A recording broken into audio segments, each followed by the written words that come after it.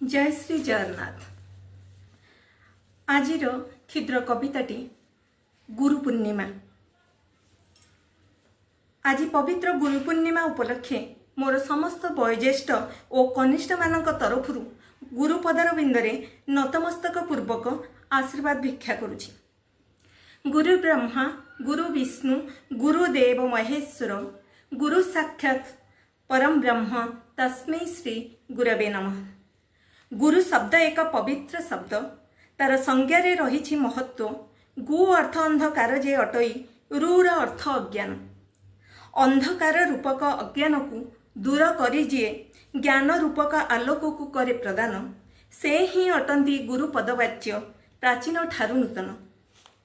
गुरु बिना शिष्यर नथाए अस्तित्व, शिष्य रूपे अप्रकाशित। गुरु देवतांक प्रतिरूप हेले शिष्य अटे तांक भक्त।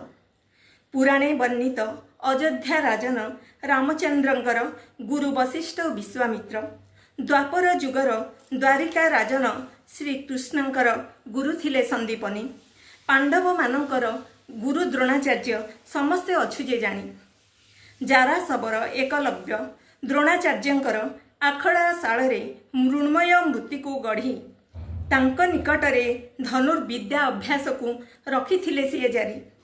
सूर्य थिले हनुमानंकर गुरु, गुरु आशीर्वादे थिले तेजस्वी। कार्तिक गणेश द्वयंकर गुरु, पिता शिव एवं माता पार्वती। सेथिपाई गुरु आसन जे श्रेष्ठ, गुरुरे असीम शक्ति। गुरु भक्ति बळे शिष्य लभे जे सर्वदा, सर्वकर्मे सर्वसिद्धि। जय श्री जगन्नाथ।